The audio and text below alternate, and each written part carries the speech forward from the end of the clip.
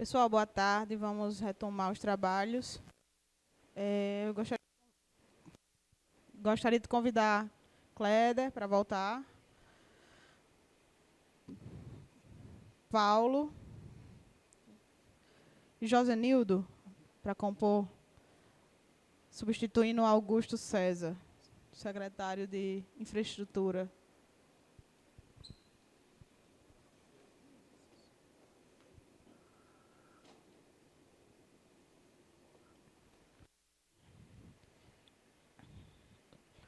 Lembrando que as intervenções são de 5 minutos, certo? E as respostas também 5 minutos. Etevaldo?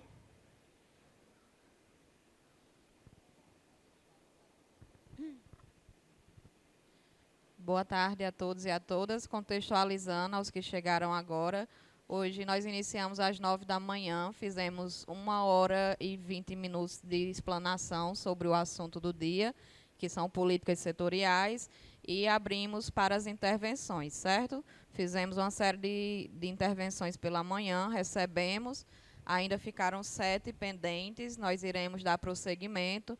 Caso alguém tenha chegado agora e queira fazer novas inscrições, pode procurar o pessoal com a camisa azul para pegar a ficha de inscrição, certo? Só reforçando que tudo é gravado, certo? E depois vai ser publicado no site do plano diretor, certo? Então, boa tarde. Retomando as questões, da mesma forma, vamos fazer logo as questões escritas e depois vamos para as questões orais, tá ok? Lembrando, 5 minutos para as questões orais e aqui também é a resposta de 5 minutos, não é assim? Pessoal que for, só reforçando, cada um dos presentes, né, também pode fazer 2 questões nesse horário da tarde. Se desejarem se inscrever, o pessoal está aqui com as planilhas, tá bom? Aqui na sequência, nós temos o inscrito Douglas Fontes, entidade a qual pertence, Sexto Cartório. A indicação do tema é loteamentos. E aí, Douglas diz assim: como ficará a situação dos loteamentos já registrados que ficará fora do perímetro? Exemplo, Granja Eldorado. Granja, né? Douglas está aqui? Granja Eldorado. Ok?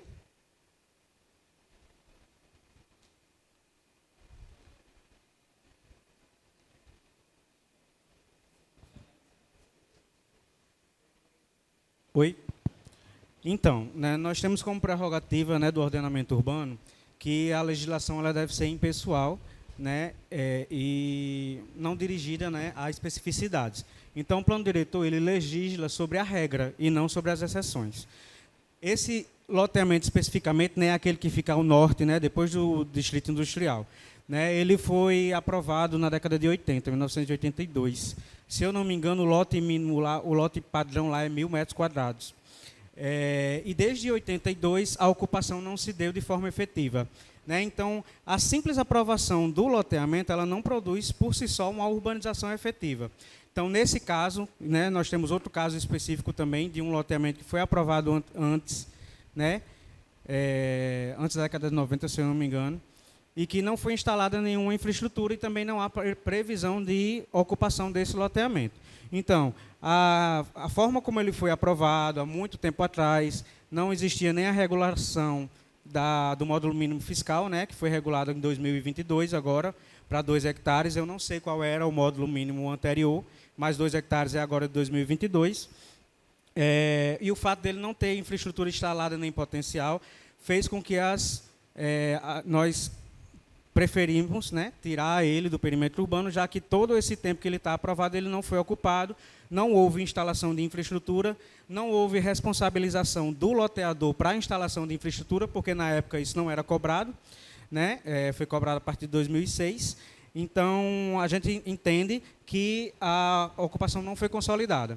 Então, nós temos alguns outros loteamentos que foram aprovados nesse mesmo molde, que também foram excluídos do perímetro urbano. Ficou claro?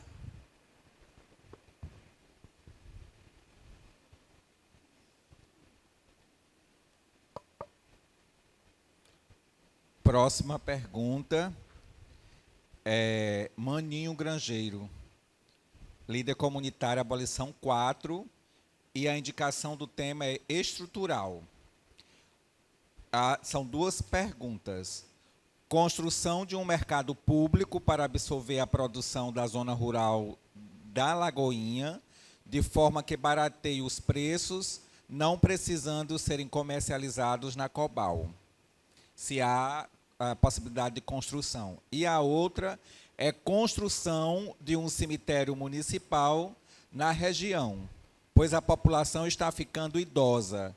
Quando falecerem, não há como a família aqui a homenagear no centro. São essas duas perguntas. A Lagoinha, não é isso? A Lagoinha, não é isso? Isso. A região? Já tem um cemitério público lá para a zona da Lagoinha, né? Inclusive, ele está sendo passível de licenciamento ambiental agora. É pequeno? Não, aqui não diz Lagoinha, viu, Chico? Não? Construção de um cemitério municipal na região, pois a população está ficando idosa. Quando falecem, não há como a família homenagear no centro. Entendi. Tá, ok. Então, com relação ao mercado municipal, a gente até respondeu uma pergunta pela manhã com uma previsão parecida, foi a pergunta de Edson, né? A gente fez um mapeamento, né, de todos os equipamentos econômicos, culturais, incluindo os mercados públicos, e aí a ideia, né, estabelece duas diretrizes. Uma é a requalificação dos equipamentos já existentes no perímetro urbano, e a outra é a expansão desses mercados, né, desses equipamentos públicos, incluindo esses mercados, para a área onde foi identificados os vazios, onde não há a previsão. Então, nós temos reservas públicas, né, de áreas institucionais, principalmente decorrendo dos loteamentos aprovados, e que fica aí a sugestão de que seja previsto esse equipamento público, estabelecendo, né, como a gente pode, né, colocar na letra da lei, inclusive, que seja uma aplicação prioritária para essas áreas institucionais que ainda estão vazias no perímetro urbano. Da mesma forma, o cemitério. Né? Como a gente bem falou, o plano diretor ele não entra na especificidade de dizer que equipamento vai para onde, ele gera diretrizes. Né? Então, a diretriz se existe o zoneamento a gente já tem 2 cemitérios, né, no perímetro urbano, na região central, existe o vazio urbano, a necessidade de implantar um cemitério público, né, naquela região ali da abolição. Né? Como a gente está instituindo eixos de crescimento descentralizados, fica também a dica, e é interessante que a gente registre, né, a necessidade também dos cemitérios. O Plano Diretor de 2006, inclusive, tem um tópico sobre cemitérios, a gente vai precisar rever, né, e aí a gente consegue pontuar essa necessidade de implantação de novos cemitérios públicos.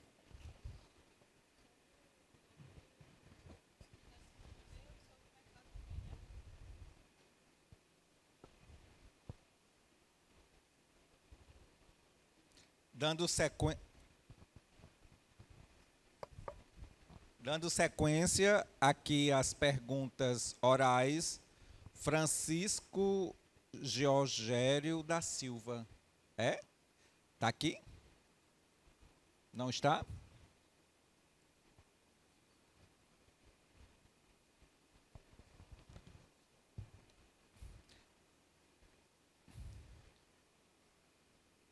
Seu Kerginaldo Forte Filho, CREA, a indicação do tema segurança.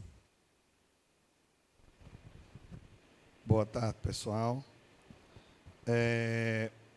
Pela manhã, Paulo falou sobre o tema segurança. E nesse tempo ele elencou que cabe ao empreendimento uma parte para utilizá-lo como meio de promover a segurança do município. O que eu concordo plenamente com essa colocação. Tá certo? Inclusive, foi sugerido que o empreendimento, uma das modalidades de ajudar ao empreendimento promover a segurança é na sua concepção, colocando fachadas ativas. Né? Isso que é um tema que a gente já há bastante debatido. E realmente é verdade. Essa daí é uma das modalidades de promover a segurança. Eu, como estudioso do urbanismo de muitos anos também, eu fiquei imaginando nisso, Paulo, de como a gente fazer empreendimentos de forma a dar uma melhor segurança àquelas pessoas que moram no empreendimento. E depois de muito pesquisar e pensar, eu encontrei uma alternativa para a gente de forma de parcelamento de solo, tá certo? Que foram em forma de pequenas vilas integradas a uma estrutura macro, tá certo? Como se fossem condomínios para essas populações de baixa renda que não dispõem dos recursos suficientes para pagar uma taxa de condomínio, que isso aí onera muito, ou seja, eles já compram a casa deles em 20, 30 anos, tá certo? Então, pagando uma prestação, às vezes, de 500, 600 reais. Qualquer taxa de condomínio é na faixa de 100, 150 reais, por menos coisas que sejam, entendeu? Então, a gente desenvolveu uma modalidade e estamos testando, tá certo? E eu estou acompanhando com as pessoas que estão morando lá agora, para ver se eles estão encontrando defeitos, né, nessa forma, para que a gente possa melhorar. Mas eu gostaria de sugerir que não fossem criadas restrições a essas ideias inovadoras. Por quê? Porque são ideias que a gente vai e testa. Se não der certo, a gente volta. Até o presente momento, pelos dados que eu tenho monitorado, tenho ido em dias de domingo, tenho ido à noite, passado lá nas calçadas, tentando conversar com os moradores, estão todos achando uma maravilha. E eu espero que assim seja. Ou seja, foi uma concepção nova, diferenciada, para que a gente pudesse trazer aquele clima de condomínio ou de cidadela do interior, né? Pequenas vilas em forma de condomínios, tá certo? Mas integrado a um todo, estruturado, pensado com a drenagem para não estar criando obstáculos à drenagem, ao caminhão do lixo, a uma ambulância, a um corpo de bombeiro se chegar, entendeu? A entrada é diferente. Então, era isso que eu tinha para sugerir a vocês, que não crie restrições a essas ideias, porque realmente são os empreendimentos que vão ajudar a fazer a segurança. Da mesma maneira que eu posso fazer um condomínio de, digamos, 100 hectares, fechado num só muro, onde ali não vai passar ninguém por fora, e isso aí reduz a segurança, a gente pode pensar, e isso aí deve ser vetado, a gente pode pensar o contrário, de forma que o empreendimento contribua com a segurança. Era isso que eu queria pedir.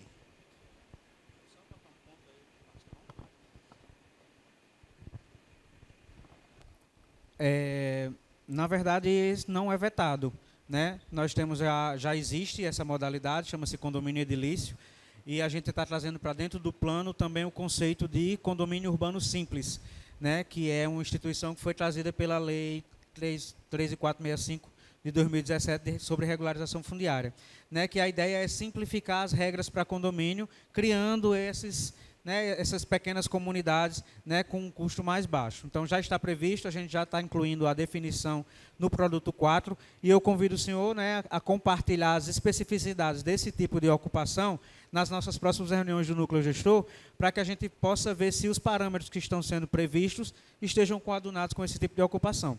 Mas, na prática, né, já existe o condomínio edilício, que ele tem, dependendo das porcentagens de ocupação, ele pode se encaixar, nessa tipologia que o senhor está falando, e o condomínio urbano simples, que são áreas que já estão consolidadas e que podem ser transformadas em condomínios. Só tem uma diferença. Esse fechamento, né, se houver um fechamento, que a gente precisa que o senhor esclareça depois para a gente, precisa ser solicitado no ato do licenciamento urbanístico, né? Paulo quer complementar aqui sobre a segurança? Não especificamente do ponto de vista de loteamento, mas de segurança. Eu já pesquisei segurança na universidade, quando estava lá em Ciências Sociais, e na academia. Claro que o pensamento da academia ele tem que estar junto com o pensamento prático, que é inclusive o que você está fazendo, e essas experiências são muito válidas. Mas é justamente esse contato da população se comunicando que gera uma sensação maior de segurança, e as pessoas, inclusive, se comunicam prevenindo situações de violência, seja violência doméstica, assaltos, furtos. Então, a gente estuda isso muito na área de segurança pública, voltar não só centralizar a segurança, seja no poder público federal, estadual, municipal, mas você contar com a própria população nessa comunicação para evitar essas formas de violência. O que a gente tem de crítica a fazer é, por exemplo, o que a academia convencionou chamar de condominização, é você só, digamos assim, fechar aquela área ali do condomínio, certo? E não prever o que vai acontecer na área do entorno. Só as pessoas ficarem isoladas nos seus condomínios, mas sem prever toda a infraestrutura que é precisa para ter no entorno. Segurança, com policiamento, ronda ostensiva, equipamentos públicos de segurança, iluminação. Então, o controle do poder público, essas ações são louváveis, mas eu acho que o controle do poder público incide justamente ter uma lógica de planejamento para evitar que esses condomínios fiquem isolados da realidade da cidade.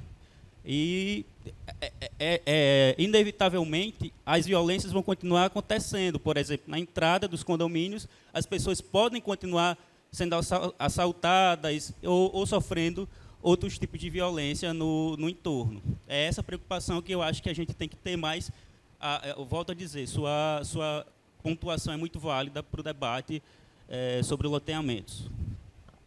E essa ideia da fachada ativa, eu sempre uso um exemplo que é recente, mas que para mim fica muito visível, a questão do Bilife Club, que estão construindo ali próximo a Marilux. Um empreendimento Minha Casa Minha Vida, simples, mas quando você passa lá, você não se depara só com muro, porque já é uma região considerada estranha, né? Mas quando você passa lá, você que está fora, você conversa com o interno, porque a fachada dele é vazada, com gradil. Então, você consegue ver o que acontece ali dentro, você não só fica com uma grande área murada. Aí, isso é a fachada, a frente, mas quando você vira, logicamente, o muro lateral é todo fechado, você já sente, já tem a sua mente, já lhe dá aquela sensação de se proteger, de se resguardar, porque é como se você remetesse a só muro, sozinho, e quando você tem um contato, você se sente num compartilhamento, né, com mais pessoas. Na sequência está inscrito Robson Rodrigues, entidade a qual pertence KURN. E a indicação do tema é mobilidade. Olá, gente. Muito boa tarde a todos e a todas. Eu me chamo Robson. Estou aqui como CAU, RN. Atuo dentro da área de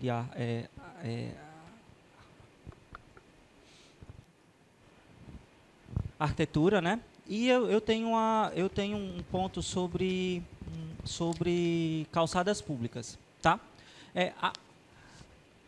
Todo mundo sabe que o nosso âmbito da calçada é público, mas toda essa parte do cuidado é privado. Então, assim, para dentro do plano, o que é que ele traz para que se cumpra com a norma e com a lei dentro do âmbito dar acessibilidade e para que a gente tenha todo o nosso âmbito acessível, certo? De calçadas, parques, vias, como um todo. É isso. Bem, boa tarde a todos. Bem, na questão da acessibilidade, o plano de mobilidade, acessibilidade e conectividade urbana, ele já traz uma indicação de um programa de calçadas acessíveis. Nela, a gente vai implementar essa questão do cuidado do privado quanto às calçadas públicas e também a gente vai instituir cadernos técnicos para o empreendedor que não tem conhecimento técnico sobre a área de acessibilidade. Também a gente vai instruir que tenham palestras dentro desse programa. A gente chama que o plano diretor ele é um guarda-chuva de várias diretrizes. Então, nessa parte de mobilidade mais específica, a gente só vai trazer diretrizes que vão coadunar com esse plano de mobilidade. Então, a gente pensou de deixar essa parte mais específica de acessibilidade para dentro do plano de mobilidade e conectividade.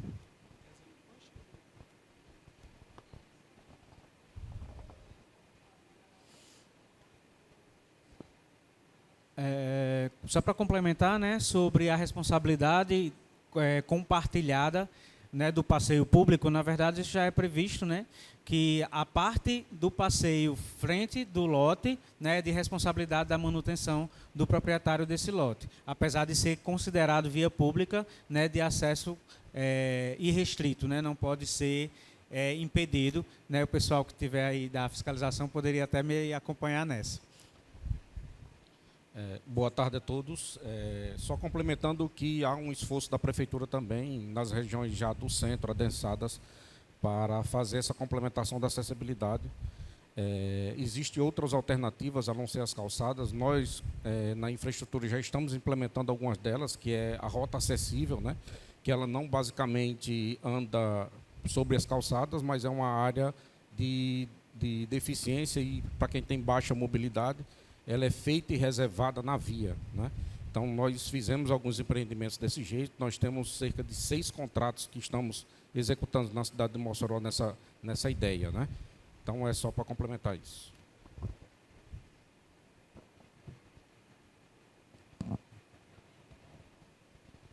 Próximo.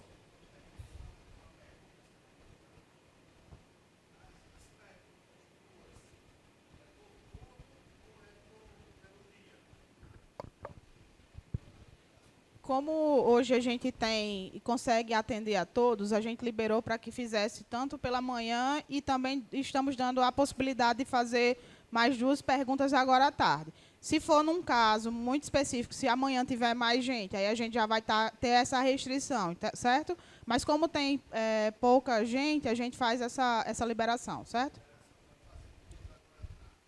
Robson, novamente, Robson Rodrigues, CAU-RN, Desenvolvimento Econômico.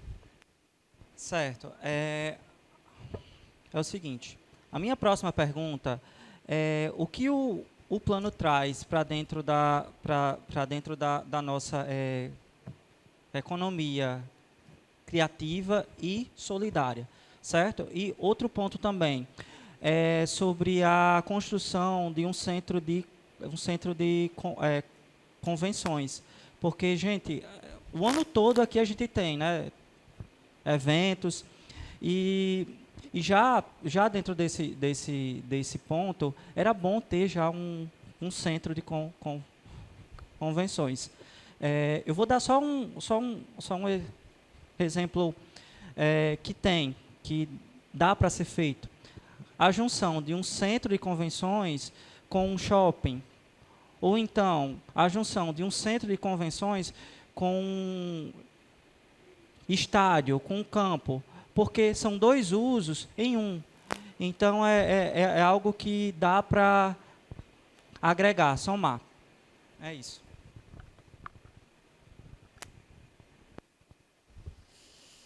Perfeito. Nós temos dentro do plano a previsão de alguns usos prioritários, né? Principalmente ali na zona central, na zona de desenvolvimento econômico, né? Dinamização econômica, na verdade, e além disso a ZET, né? Que é a Zona Especial de Tecnologia e Inovação. Então, todos esses usos... Então, todos esses usos aglutinados, eles sugerem a necessidade de um centro de convenções, já que a ideia é dinamizar a economia, né? Como a gente sempre bate, né, na mesma tecla, o plano diretor ele estabelece diretrizes, né, a possibilidade de existir, mas ele não vai na especificidade de qual é o equipamento que a gente está sugerindo. Então, dentro do mapeamento dos equipamentos públicos também temos a previsão dos equipamentos de cultura, de ajuntamento de público, né, com a previsão também do novo estádio e esse tipo de coisa. Além disso, o plano diretor ele também já prevê a operação urbana consorciada, né, que nada mais é do que a participação do público juntamente com o ente privado, compartilhando ali um equipamento que pode ser de uso tanto público e privado, né? O privado ele faz o investimento na construção do equipamento e ele tem a permissão de explorar economicamente aquele equipamento por um tempo. Isso já vem sendo feito no Brasil há muito tempo, né? Por exemplo, a Copa de 2014 já trouxe vários equipamentos, né, nesse modelo. Já é previsto desde 2001 com a instituição do Estatuto das Cidades. Eu não sei se alguém quer complementar. Só complementando, essa é uma ação estimulada, certo? Já é estimulada, já é prevista no plano diretor. Os projetos que a prefeitura colocou a população, como por exemplo a construção do novo estádio, ele tinha essa prerrogativa de ser uma coisa multiuso, de ter um centro de convenções. Essa necessidade já foi identificada, inclusive, nas discussões do núcleo gestor e também está sendo implementada. Robson, dentro da ZET, né, que é a Zona Especial de Tecnologia e Inovação, a economia criativa, por exemplo, como o audiovisual e outras ferramentas, cinema, tem muita gente, muitos grupos em Mossoró, que fazem cinema alternativo, inclusive, audiovisual, gente, inclusive, grande, que está exportando esse conhecimento para fora, muitos técnicos. Há a possibilidade de você fazer esses empreendimentos, esses pequenos empreendimentos dentro dessas zonas, inclusive. O que a gente cobra é que haja um percentual mínimo das ações voltadas para a tecnologia, mas nada impede que você também formate o uso desses empreendimentos com a economia criativa. A gente tem empreendimentos, por exemplo, a Cidade da Cultura, que vai ser muito importante para o artesanato, né, aqui no âmbito do município, e são empreendimentos que estão em construção que a gente tem que considerar dentro da nossa construção. E, como eu falei, a gente tem um capítulo exclusivo para os micro e pequenos empreendimentos. Então, esses micro e pequenos empreendimentos não, digamos assim, não estão fechados, até porque nos próximos 10 anos, a médio prazo, podem aparecer infinitos tipos de empreendimentos, talvez formas de se fazer economia que a gente nunca nem previu na nossa cidade. Então, é bom não fechar digamos, uma conceituação fechada do que a gente vai abranger nesses empreendimentos para justamente abarcar todos eles, deixar, digamos, uma cláusula de abertura para abarcar todos esses empreendimentos novos que vão surgir ao longo do tempo. A gente tem startups como a Be Delivery também, que é um exemplo na nossa cidade. Tem pequenos artesãos na nossa cidade, tem pequenos artistas também que devem ser considerados nesses empreendimentos e que, infelizmente, o plano diretor de 2006, ele não compatibilizou, porque ele deu uma prioridade à indústria. Era uma área que deveria ter um foco primordial naquela época, até porque a matriz de desenvolvimento dos países pelo mundo afora se baseava praticamente toda na indústria. Mas agora, na nossa realidade, a gente precisa considerar também esses fazedores de cultura, o pessoal do audiovisual, do designer, que está aparecendo e precisa ser considerado pelo município e pelo ordenamento do território. só para fechar, 18 segundos, o centro de convenções é importante sim. Agora a gente precisa ter um modelo de governança junto com a iniciativa privada e o município, para que o centro de convenções não vire um elefante branco, como aconteceu em algumas cidades, e está acontecendo, infelizmente, em Natal. Então, tem que ser muito bem estruturado e desenhado esse modelo de governança desse centro. Encerramos as perguntas que restaram da manhã e agora já iniciando a tarde. Eliane Alves Pereira, Cresce RN. A indicação do tema participação popular nas decisões municipais. Boa tarde a todos. Parabéns por terem voltado.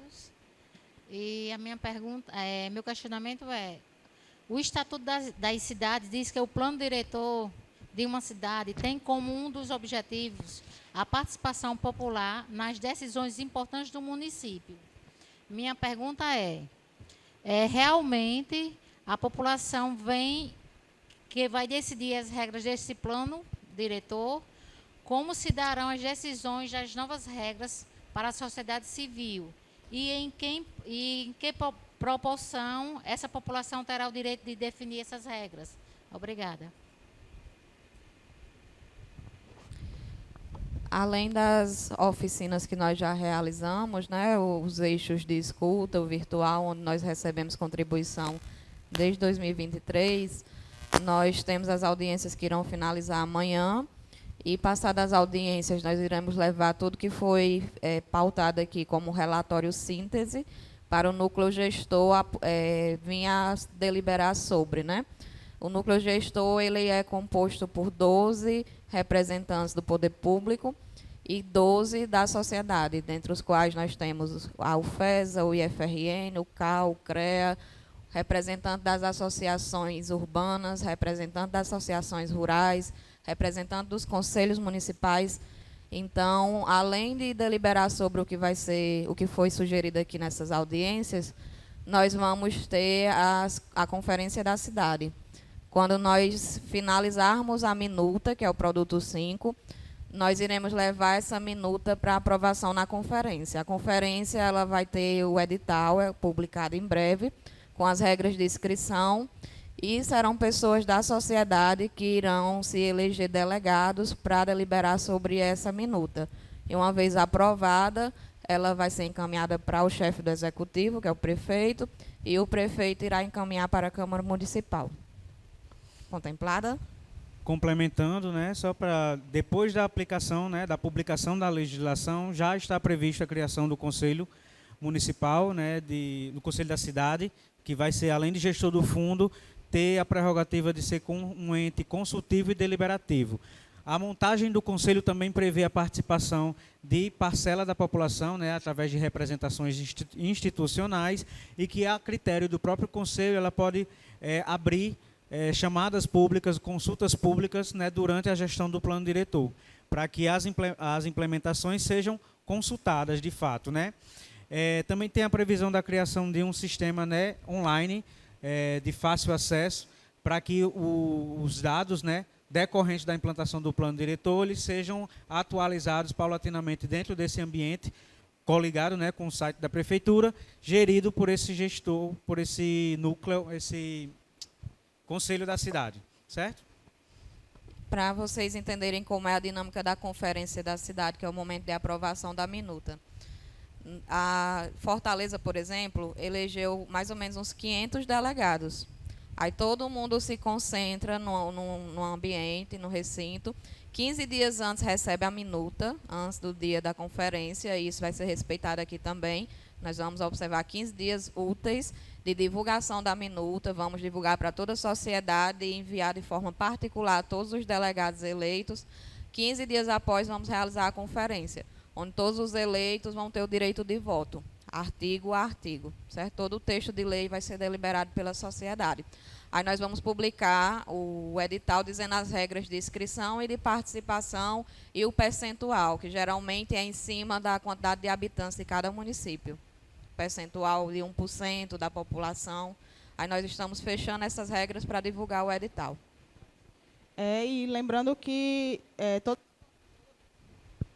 todo esse processo está sendo feito de forma a...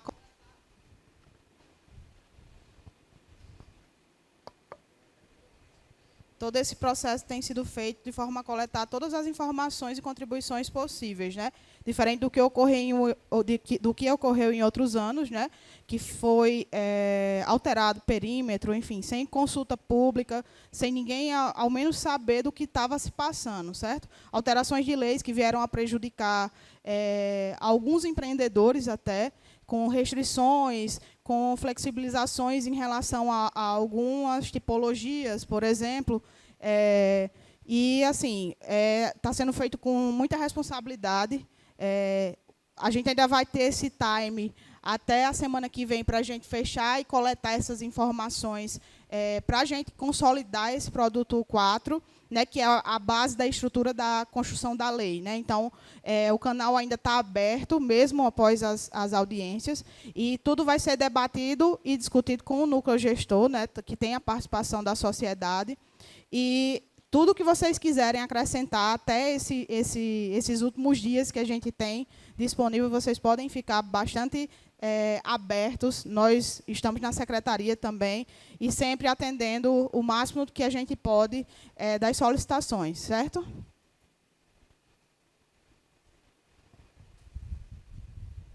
Sequenciando, mais uma vez, Eliane Alves Pereira, Cresce RN.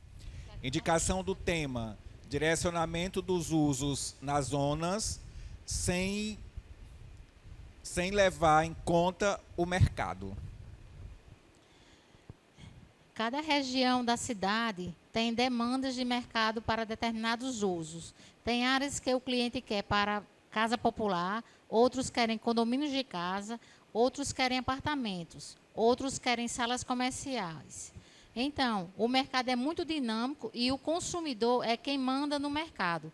Portanto, a prefeitura do município não deve direcionar os usos das áreas, a não ser nos casos ambientais e nos aspectos como o corredor cultural.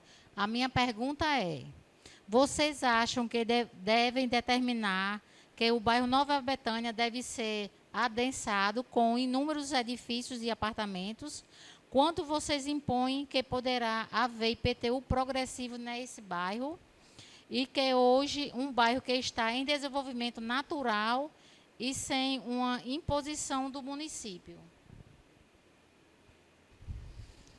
É muito impertinente a sua pergunta, muito obrigado por fazê-la, né, que a gente pode esclarecer alguns pontos, né, que fica bem claro, né, desde o perímetro urbano, desde a publicação do plano de 2006, não há restrições por nenhum tipo, né, de uso em nenhum lugar da cidade. O que nós estamos fazendo com o zoneamento é que esses tipos eles são prioritários para estímulo, né? Então, a bairro que foi citado, né, o Nova Betânia, por exemplo, ele está hoje delimitado dentro de uma área de adensamento. Por quê? Porque essa área está com infraestrutura instalada, certo? Mas isso não significa dizer que todos os lotes que estão atualmente vazios e desocupados na Nova Betânia vão ser obrigados a construir torres, né? Ele pode construir casas, ele pode construir condomínios de baixa ocupação, mas ele não pode manter o seu terreno vazio, simplesmente, né? O conceito associado de imóvel subutilizado, ele vai proteger, né, essa ocupação. Que o imóvel vazio ou com coeficiente de construção abaixo, muito abaixo do coeficiente básico, né, que é a instituição desse coeficiente de aproveitamento mínimo, né, vai estabelecer quais vão ser os imóveis passíveis da edificação compulsória e da aplicação do APUC. Mas isso não significa que a prefeitura está dizendo qual vai ser o uso dessa área, né? Ainda é de prerrogativa do proprietário estabelecer qual o uso prioritário do seu imóvel, com exceção dos imóveis que sairão por decreto, né, de interesse especial. E esse interesse especial é justificado tecnicamente.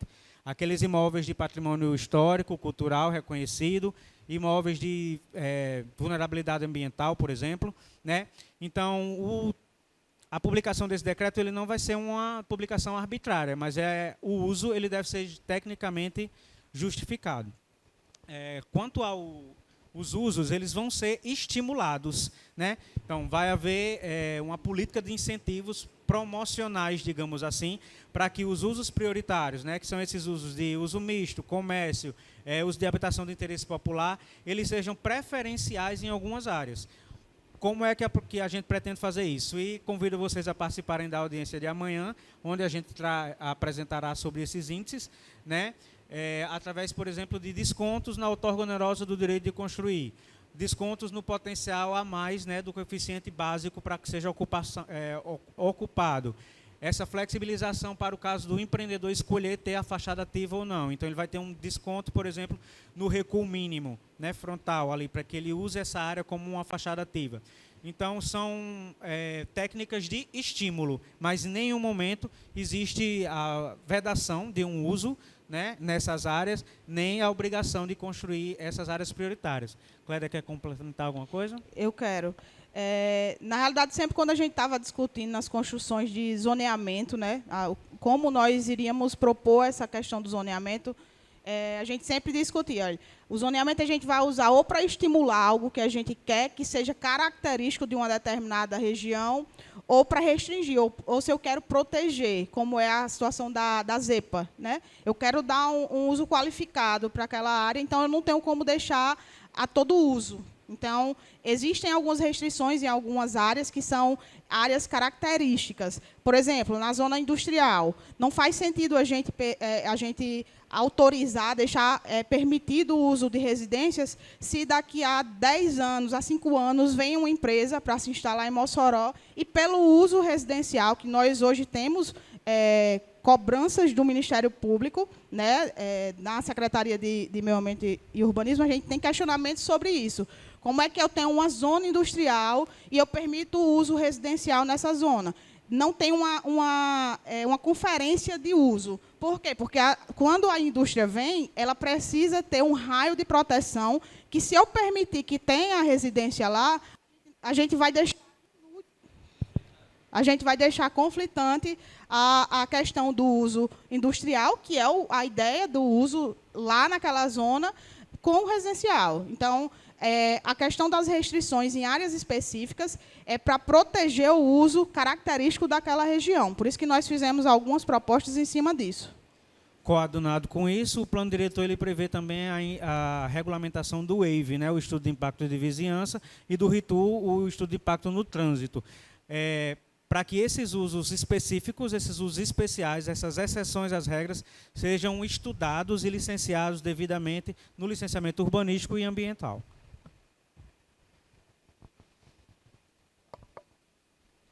Ok. Sequenciando, seu Queginaldo Forte de Amorim Filho, CREA. A indicação do tema de seu Queginaldo é incentivo de adensamento no centro. Mais uma vez, pela manhã, na fala de Francisco, ele comentou um dado que eu fiquei atento e anotei aqui. Ele disse que há uma expectativa de que no centro, falou a história dos kitnets, apresentação, que, por exemplo, que pessoas que moram lá fora, longe, distante do centro, e, pelo que eu entendi, acha que essas pessoas poderiam morar aqui no centro, digamos, pelo que eu entendi, numa mesma área, numa mesma condição, não numa casa, mas num kitnet, lá que ele está pagando, por exemplo, R$500, R$600 na prestação de uma casa, num kitnet aqui no centro. Seria possível pagar esse valor. Eu estive fazendo uma conta, depois daquela sua desse seu relato, que o valor do terreno representa mais ou menos 10% do valor do imóvel depois de pronto, da moradia. Ele representa em torno disso, de 10% a 12%.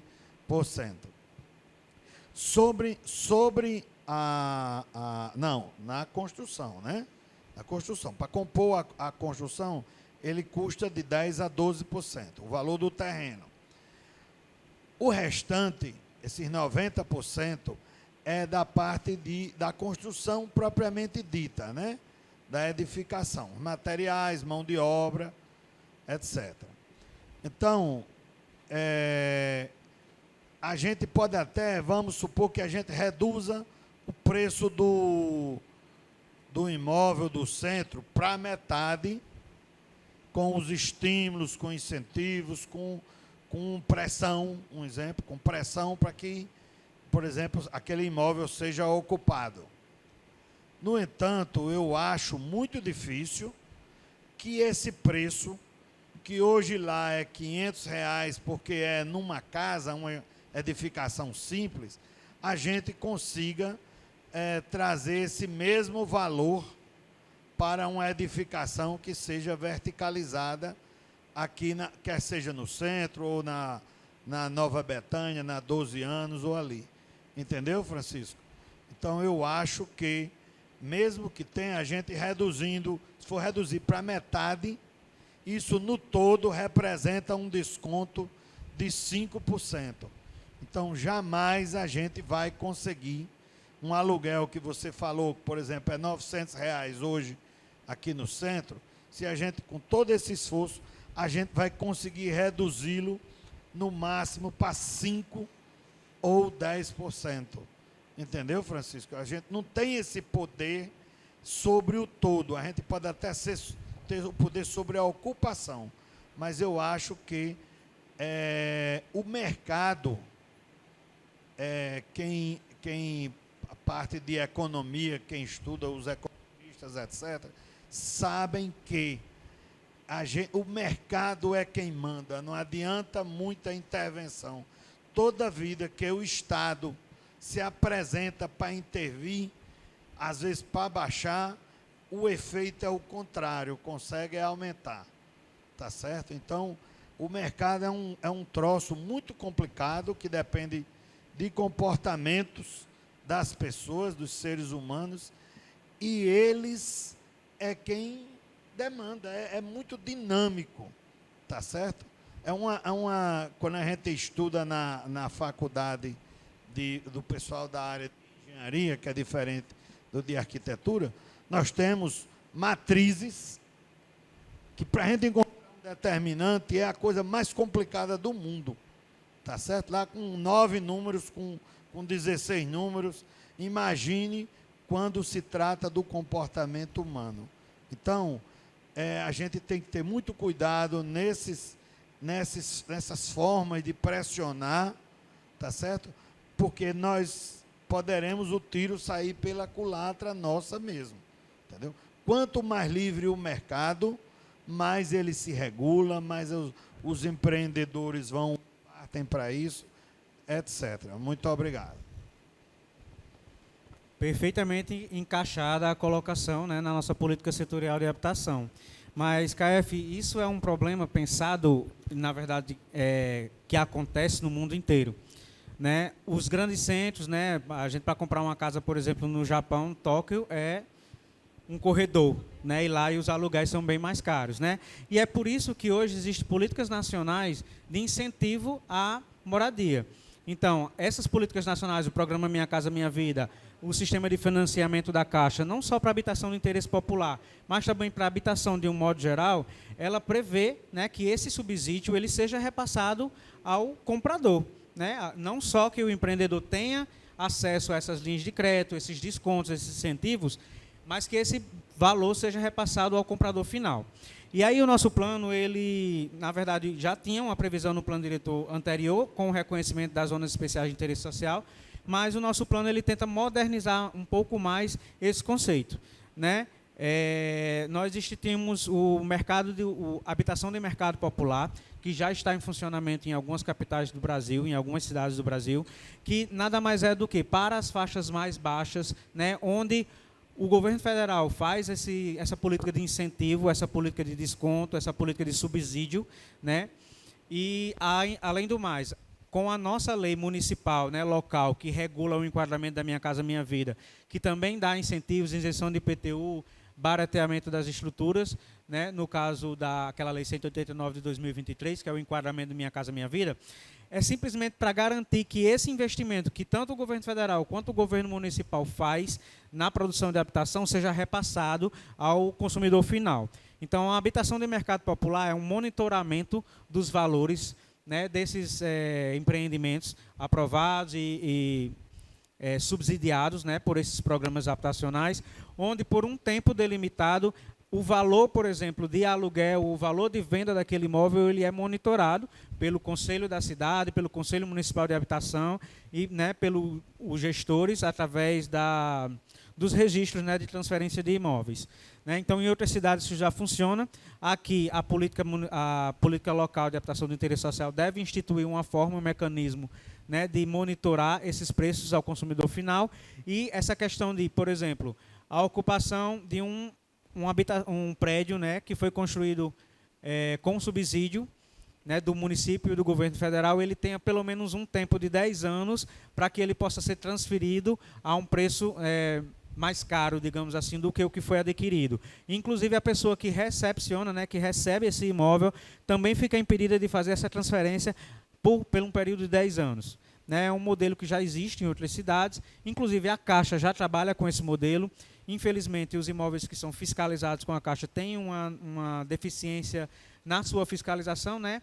Haja vista, a gente tem os Mossoró 1, 2 e 3, né, que foram entregues a preço bem baixo, mas foram repassados, né, com a transferência de chaves, né, não a transferência de títulos, mas a transferência de chaves, que aí necessita de uma fiscalização maior. Por isso, a criação do Conselho Habitacional, o Conselho da Habitação de Interesse Social e o Conselho da Cidade para monitorar essa habitação de mercado popular.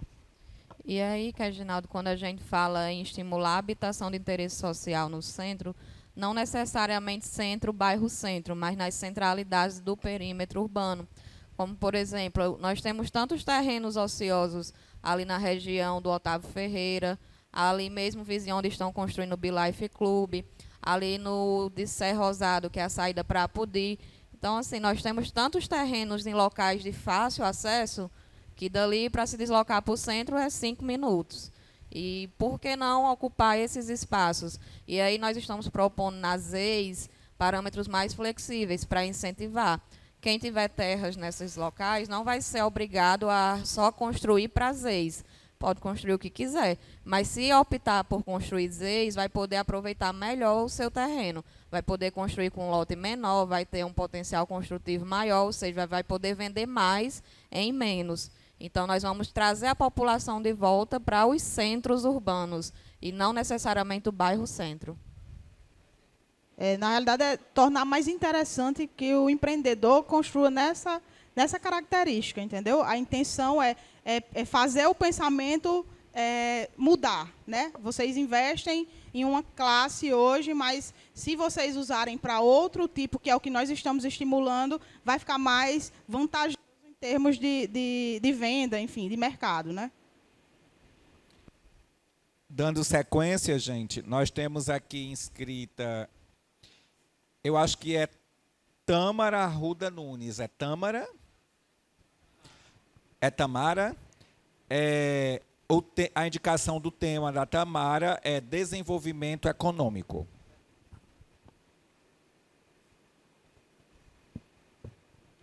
Boa tarde.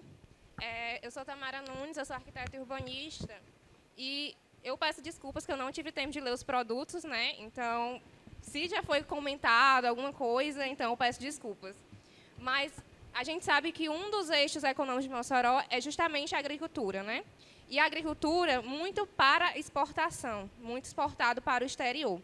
Só que aí eu entro em uma outra questão sobre a agricultura, que deve já estar sendo pensada no plano diretor, já que é um eixo tão presente na nossa economia, sobre a questão da agricultura familiar. Quais as ações que o plano diretor, as diretrizes que o plano diretor está trazendo para fortalecer essa agricultura familiar?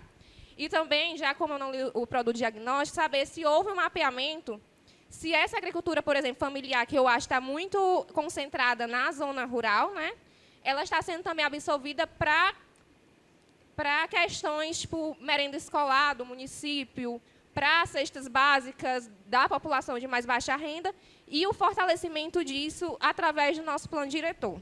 E aí uma outra questão que eu queria pontuar é sobre uma temática que está entrando muito na agenda urbana ultimamente, que é sobre a agricultura urbana. O que o plano diretor está pensando para a agricultura urbana, quais as zonas para fortalecer a agricultura urbana, se será mantida justamente a área de segurança alimentar, que era previsto, essa área vai ser mantida, ela está sendo eficaz no momento? Então, esses os meus questionamentos sobre essa questão da agricultura, mais voltada para a agricultura familiar e o fortalecimento dela. Pronto. Bom, agradecemos a sua contribuição, é muito bem-vinda. Né? Inclusive, já vi você contribuindo em outras audiências. Né? Então, sim, está sendo prevista. Né? A própria diminuição do perímetro urbano já é uma forma de estimular a agricultura, né? E a proteção dessa área urbana, essa área rural, né? Em detrimento da área urbana. Então, a diminuição do perímetro urbano, a retirada da área especial de segurança alimentar e a retirada do perímetro urbanizável é uma forma de desafogar essa pressão imobiliária, essa pressão urbana sobre a produção rural. Nós já temos diversos programas, né? Infelizmente não temos ninguém da SEADRU aqui para falar, mas nós já temos alguns programas de incentivo da agricultura familiar no perímetro rural, né? Inclusive com o uso dessa produção para escolas, por exemplo, como você bem citou, e equipamentos da assistência social, sendo priorizado, né, essas famílias e essa agricultura familiar já dentro. Então é uma política que o plano diretor ele não entra na especificidade da criação do plano, mas ele entra no macro, né, estimulando que a agricultura familiar seja estimulada no perímetro rural, né, com essa proteção, né, de que o núcleo urbano não faça sobre o perímetro rural. E sim, a gente já fez uma justificativa aqui hoje, inclusive ontem e hoje, provavelmente amanhã a gente vai repetir, que a área de segurança alimentar ela foi suprimida, entendendo o quê? A área rural do município de Mossoró é muito maior do que a área urbana e que a gente não corre esse risco de desabastecimento e nem essa restrição logística, já que a cidade ela é diretamente ligada com a zona rural pelos 7 eixos de acesso, né, ao perímetro urbano que nós temos aqui. Então, como a nossa produção escoa pela rodovia, né, nós não temos muitas restrições para essa logística. Seria perfeito que nós tivéssemos outros modais para levar, né, essa produção para os portos. Né? Infelizmente, nós não temos um porto de exportação, né, robusto no Rio Grande do Norte, né? É uma necessidade, mas aí quem sabe para o futuro. Quanto à agricultura urbana, sim, o mundo ele está seguindo nessa linha, né, de produção de agricultura dentro do perímetro urbano e agricultura familiar. E o plano diretor ele está prevendo isso. Por exemplo, no conceito de imóvel subutilizado, a gente está incluindo que o uso de agricultura urbana, né, seja permitido, né, para que não entre nesse índice de subutilização. Então, digamos assim, existe um imóvel vazio, ele pode ser utilizado para a agricultura urbana. Agora fica aqui o alerta. Essa atividade ela deve ser registrada, né, com inscrição municipal e comprovada, né, que ela serve de subsistência para alguma família, né, para que esse uso ele seja regularizado dentro do perímetro urbano. Além disso, na zona especial de tecnologia e inovação, e na zona especial de interesse industrial, nós também mantemos a zona especial de interesse industrial da Barrinha, né, que foi criada prioritariamente com uso agroindustrial, justamente nesse sentido de que sejam estimuladas pesquisas nessas áreas, fazendo com que, por exemplo, nada impede de que seja produzido em Mossoró uma fazenda vertical, exemplos internacionais, né? Nós temos a China como um expoente, né, um vendedor, né, dessa prática, né, dessa tecnologia nessas pesquisas, e essas áreas elas têm essa permissão de que a agricultura urbana seja estimulada também dentro do perímetro urbano. Então, dentre as atividades estimuladas, a agricultura urbana é uma delas. Importante lembrar também a questão da internet, né? Hoje a gente não vive sem internet praticamente. E na zona rural não é diferente. Lá no Produto 1, a gente mapeou que só cerca de 3 comunidades rurais eram servidas de internet, conexão. Um índice muito baixo, né, para uma região tão grande. Aí a gente pergunta, mas não precisa não, a zona rural de internet.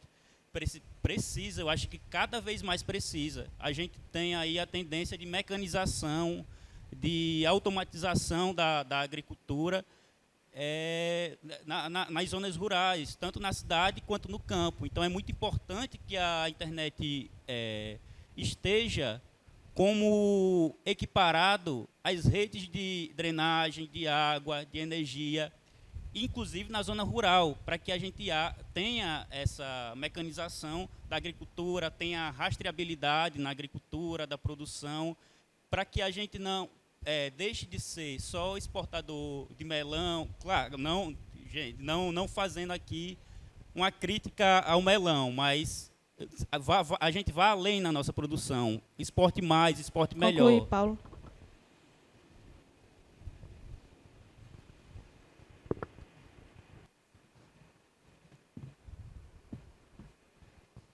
Nós temos também aqui na sequência inscrita Ivana, o segundo nome, acho que é Trécia Gonçalves Fernandes. Entidade a qual pertence CREFITO 1 e MAP. A indicação do tema mobilidade / acessibilidade e saúde. Ivana. Tudo bom? Boa tarde a todos. Prazer estar aqui. Minha pergunta, eu sou fisioterapeuta de formação, faço parte atualmente do Conselho Regional de Fisioterapia e Terapia Ocupacional e a minha pergunta é a seguinte: como que o plano diretor integra a saúde e a acessibilidade urbana no planejamento da cidade, especialmente para assegurar o acesso à população aos serviços de reabilitação, como a fisioterapia, por exemplo, e a terapia ocupacional, nos diferentes bairros de Mossoró? Então, é uma pergunta que está relacionada à acessibilidade, principalmente para os serviços de reabilitação. Dentro da zona especial muito obrigado pela pergunta, né? Claro. Nós temos aí dentro do produto 4 o mapeamento de todos os equipamentos de saúde do município. Então ele mostra claramente que há uma concentração dos equipamentos de saúde especializada, né, que é o caso da fisioterapia, na região central.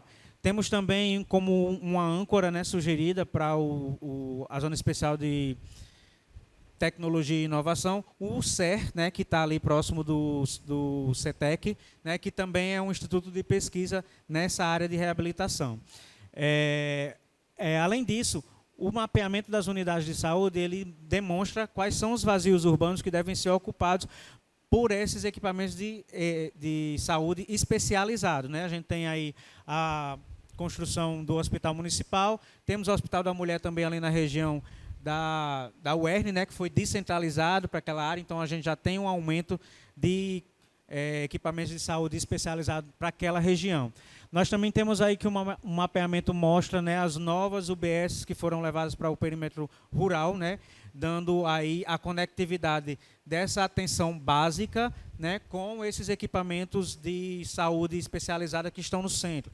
Então, fazendo com que as pessoas possam se deslocar até a UBS e elas sendo encaminhadas para esses centros de reabilitação, esses centros de saúde especializada também. Então, o plano diretor ele estabelece como prioritário, né, essa questão de equipar, né, essas áreas vazias, onde não existem os equipamentos, com novos equipamentos, né, seja eles UBS, seja hospitais. Aí a gente falou também hoje pela manhã sobre uma lei que foi publicada no final do ano passado, que oportuniza, né, que através de um chamamento público, através de licitação, oportuniza que empreendedores, por exemplo, façam a construção de um equipamento, né, que pode ser utilizado para a saúde, né, esses equipamentos, e que dentro de um terreno que já é público, né, e que parte desse terreno ele seja também destinado para que o empreendedor que investiu e construiu aquele centro possa utilizar e dispor dele de forma econômica, né? Então, tanto para a construção de casas como para os centros comerciais, que foi o exemplo que a gente utilizou de manhã, mas que ele pode também ser explorado de forma econômica, né? Então, digamos, o empreendedor tem a intenção de construir uma UBS ou um hospital em um desses terrenos públicos, e o restante do equipamento ele pode construir um centro comercial especializado de clínicas, por exemplo, né, para que ele possa explorar economicamente essas atividades, fazendo com que haja uma aproximação entre o público e o privado também no financiamento desses equipamentos públicos, que é o caso também da saúde especializada. Lembrando que todo esse mapeamento ele vai ser usado e vai ser citado como uma ordem prioritária, né? Então, todo esse levantamento que a gente fez hoje no município, a gente hoje, agora não tanto, mas quando nós chegamos à gestão, a gente tinha uma certa dificuldade de onde direcionar a construção desses equipamentos. A gente não tinha estudos que davam essa diretriz, né? Olha, a gente precisa na Nova Mossoró de um equipamento público mais do que no Planalto, por exemplo. A gente não tinha esse levantamento. Então, hoje vai ser algo que vai ditar, né? Ele vai dizer, vai direcionar para onde é que está sendo necessário uma escola, onde a gente precisa de uma UBS, de praças, enfim, no geral, em relação aos equipamentos do município, certo?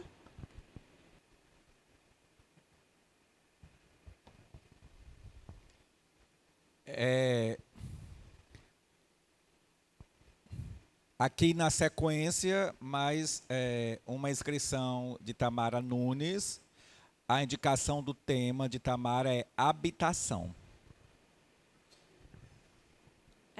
Boa tarde, novamente. Só um momento. Eu tenho um questionamento sobre tua fala, que eu quero só ter o primeiro questionamento, depois vou para o da habitação, tá? Fale só um pouco mais próximo, porque está baixo. Tá bom, pronto.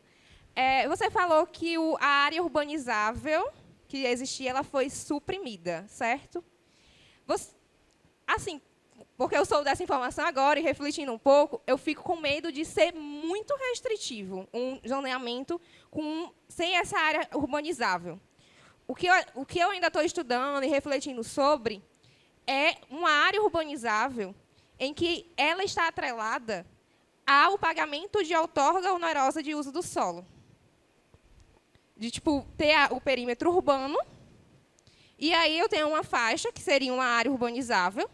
Então, teoricamente, eu posso urbanizar ela, desde que o empreendedor pague uma taxa para permitir, uma taxa adicional para permitir a construção nessa área urbanizável. Por que eu penso nisso, né? Ainda refletindo, são reflexões iniciais dessa ideia. Porque o que a gente percebe, no momento que eu coloco uma outorga onerosa de alteração do uso do solo, você está avisando ao empreendedor que, tipo, essa não é a área prioritária para a urbanização. A área prioritária para a urbanização está aqui atrás, no perímetro urbano. Mas eu tenho ainda essa possibilidade, por exemplo, se for uma grande gleba de terra do empreendedor, de ele querer urbanizar conjuntamente, mas pagando essa outorga onerosa e levando esse recurso para outras áreas mais prioritárias. Seria uma forma de financiamento urbano, pensando assim. E aí, foi só esse questionamento mesmo, se não seria tão restritivo, muito restritivo, e pensar em outras possibilidades desse tipo, que foi a única que eu pensei, porque esse instrumento é utilizado já em algumas cidades do interior de São Paulo, essa outorga onerosa do uso do solo, mas para outras questões. Então, aí teria que fazer toda a avaliação, mas pensando um pouco sobre isso. Agora, indo para a temática que eu pedi a pergunta, que foi a habitação, como eu falei, eu não li os produtos, não sei se está sendo tratado a questão da melhoria habitacional. Porque muito se fala de construção de novas habitações e o investimento nela, mas como o plano diretor está tratando a questão da melhoria habitacional para reduzir questões de regularidade edilícias que estão presentes na nossa cidade, né? E também muito no tocante que, recentemente, a Caixa Econômica Federal ela lançou um novo programa que destina recursos para reformas habitacionais. Então, como é que a prefeitura, por exemplo, está pensando a integração dessa temática de melhoria habitacional? Porque a gente sabe que existe uma lei, por exemplo, de 2009, que é a Lei da Assistência Técnica, que garante, por exemplo, serviços de arquitetos e urbanistas para a população de menor renda. Existe, por exemplo, diretrizes para implantar em Mossoró um escritório técnico que auxilie essas pessoas a contratarem não, porque geralmente essas pessoas não têm condições de contratarem um profissional arquiteto urbanista, um profissional engenheiro. Então, o que a gente vê são muitas irregularidades edilícias. Então, existe essa previsão, essa diretriz, né? Porque eu acho que isso é muito a temática para a revisão do Plano Local de Habitação de Interesse Social, que eu espero que já esteja prevista, né? E é basicamente isso, minha pergunta. Se existe essa previsão da temática da melhoria habitacional dentro do plano diretor, enquanto diretriz, para vir ser aprofundada no plano local de habitação, né? Perfeitamente colocado, né? Nós estamos discutindo, na verdade, sobre essa diminuição do perímetro urbano e pela manhã a gente apresentou uma justificativa para a retirada dessa área do perímetro urbanizável. Por quê? Em 2006 ele foi instituído 1 quilômetro, né, após o perímetro urbano como uma área sendo urbanizável para que fosse uma previsão, né, de proteção desse perímetro urbano. Só que, infelizmente, ele não foi regulamentado, funcionando na prática como uma extensão do perímetro urbano. Ora, o próprio plano diretor já estabelecia que esse perímetro urbanizável era um perímetro urbano que admitia usos rurais. Então, na prática, ele era só mais 1 quilômetro de perímetro urbano, né? E aí nós temos que alguns loteamentos foram, inclusive, né, autorizados a se implantar no limite do perímetro urbano, invadindo ainda a zona rural. Então, a nossa sugestão inicial é, de fato, retirar esse perímetro urbanizável, tendo restrito. Mas aí, dentro das nossas discussões, né, é claro que isso ainda vai ser votado, tudo que está sendo construído é uma proposta, é uma sugestão, né, mas, por exemplo, é uma ideia fantástica de a gente colocar uma zona de amortização com um uso, através de outorga onerosa de mudança de uso, né? Não apareceu nas nossas pesquisas, justamente porque a gente não direcionou para esse sentido, mas a sugestão fica sendo acatada, né? Só uma colocação.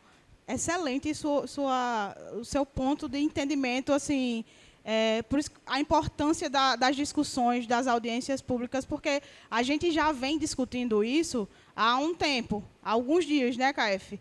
A gente vem discutindo dentro do núcleo gestor e nós não pensamos nessa possibilidade.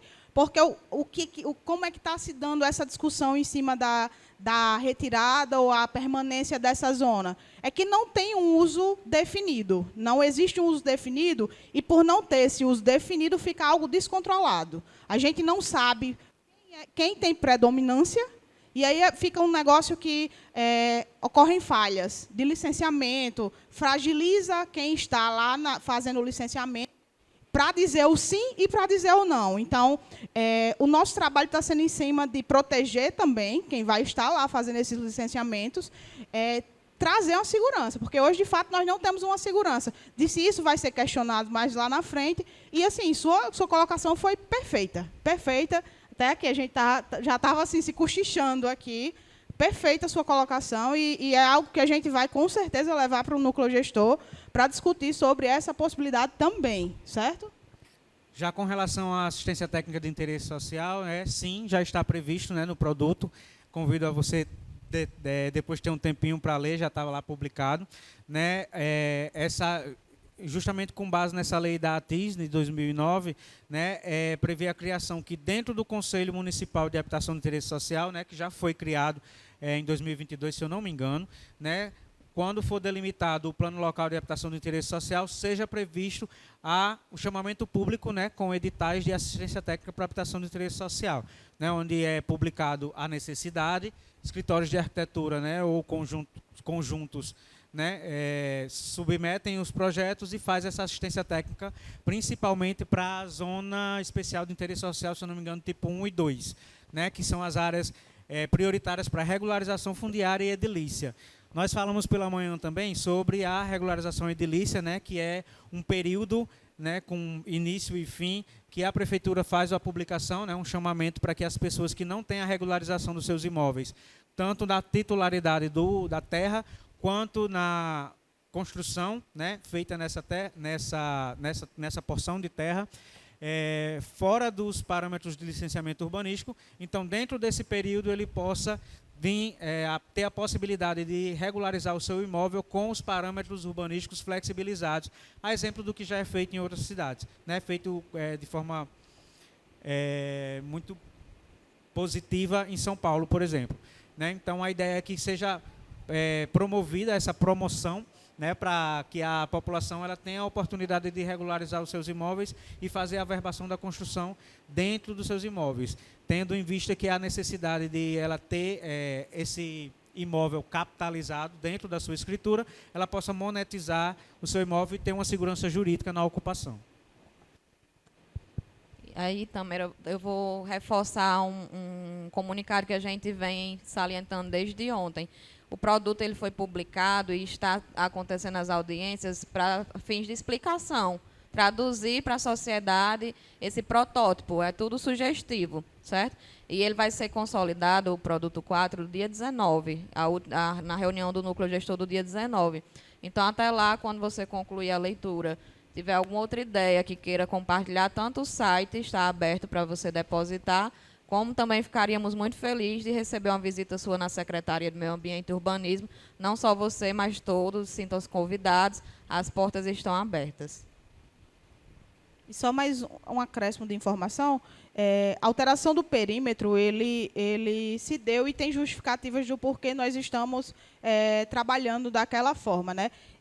Dentro dessa discussão dessa zona de expansão urbana, nós teríamos alguns problemas em alguns pontos, porque nós temos assentamentos que estão ali no limite da proposta que nós apresentamos, certo? Então, quando for fazer essa verificação, sempre puxar o motivo pelo qual se resultou naquela limitação, né? Que aí a gente protegeu os assentamentos, né? A gente fez essa redução para proteger os assentamentos.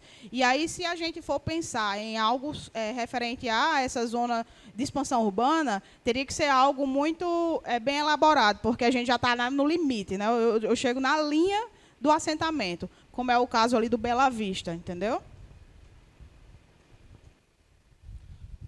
Senhora presidente, neste momento nós não temos mais nenhuma inscrição para questionamentos. Mais alguém quer fazer alguma pergunta? Ninguém, mais nenhum questionamento?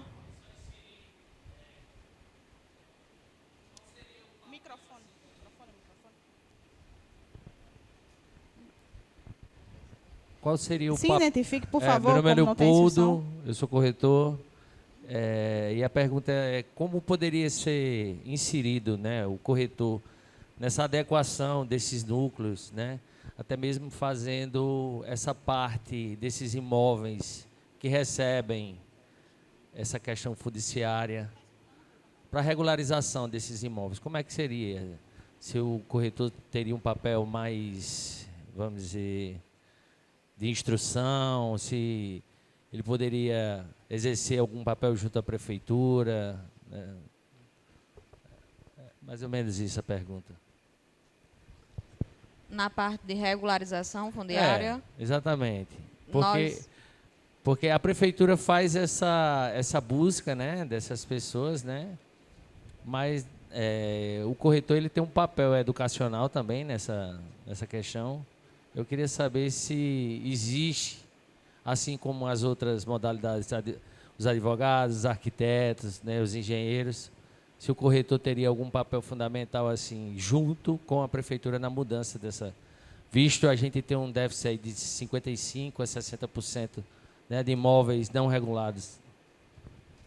Não sei se eu fui claro. Então, na verdade, isso já existe, né? Dentro das atribuições de que o Conselho permite, né, o CRES permite para a atuação do corretor imobiliário, está previsto também assessoria técnica, né, na capitalização desses imóveis. Então, hoje na prática já acontece, a gente que trabalha com licenciamento urbanístico, recebemos dioturnamente, né, esses pedidos, né, com a intervenção do corretor imobiliário. O que é isso? Ele atua como um despachante, né? Ele entra em contato com o popular, né, a pessoa que precisa regularizar o seu imóvel, seja na fundiária, seja na edilícia, né?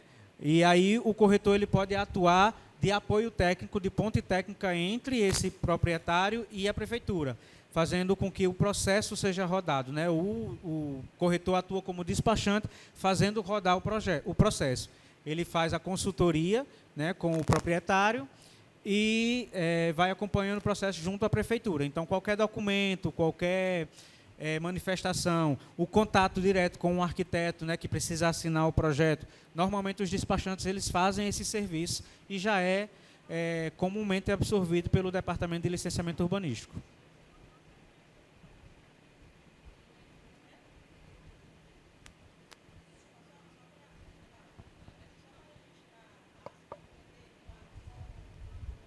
Ele agora, não é?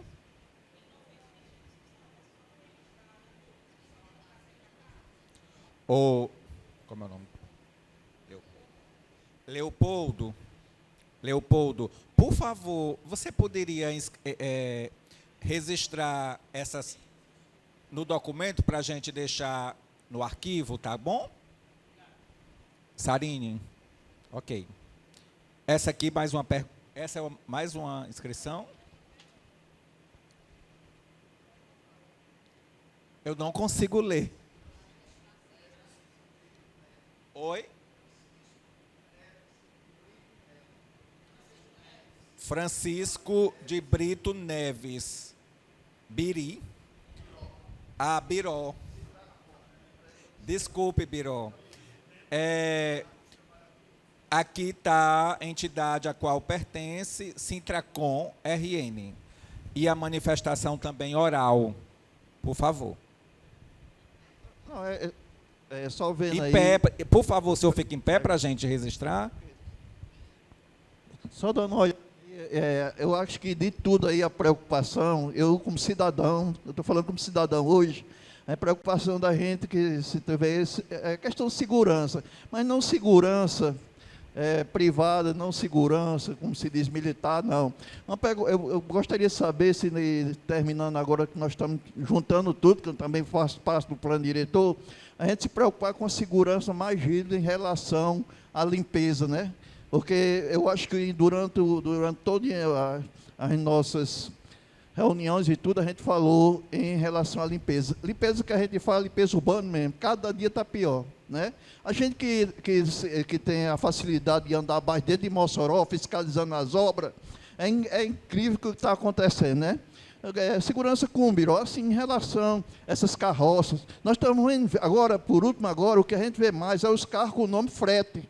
Frete para quê? Para pegar uma ponta de uma árvore ali, uma calçada de uma casa, de frente a um prédio, de frente a tudo. Eu peço assim, até que a gente veja com carinho, que nós sabemos que hoje o maior problema que nós temos, às vezes, até a gente, alguém passa de moto e rebola um lixo, não sei por que não deixa na casa dele ou de frente à casa deles, mas é incrível, isso é um problema muito grande. Eu acho que esse aí, a gente tem que ter muito cuidado, a gente ver isso aqui, porque todas as reuniões que nós tivemos, o maior problema foi a questão da poda e principalmente a colocação de lixo em calçada e em terrenos que estão abandonados, mas não é porque o terreno está abandonado ali que eu tenho, né, eu não tenho que ter a responsabilidade de botar aquele lixo ali, tá, pessoal?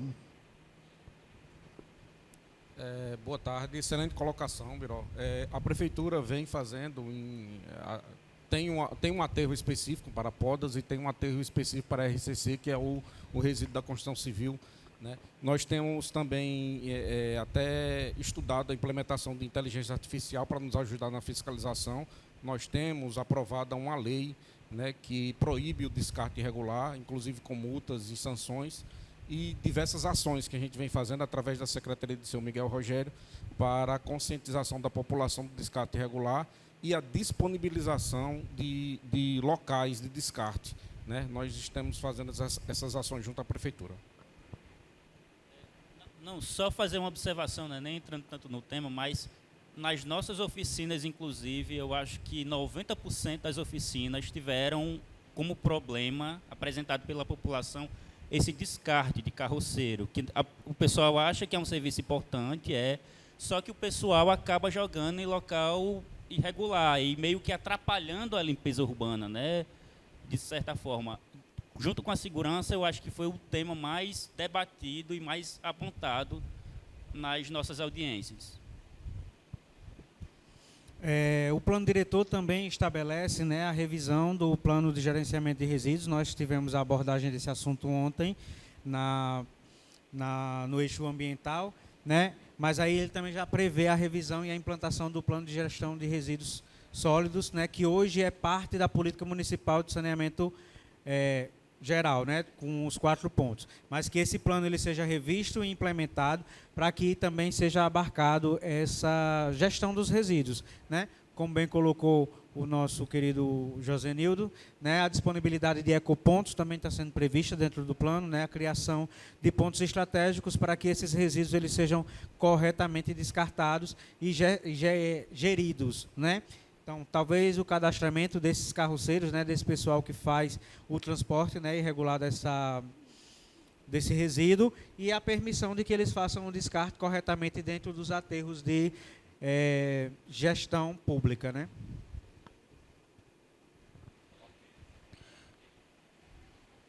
Mais alguma intervenção, pessoal?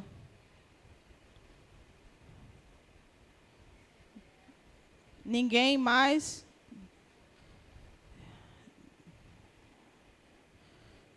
Todas as intervenções foram concluídas.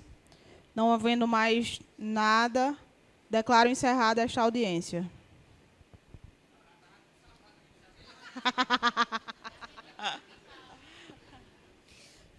Então, pessoal, só para deixar um recadinho do coração, podem ir saindo, fiquem à vontade.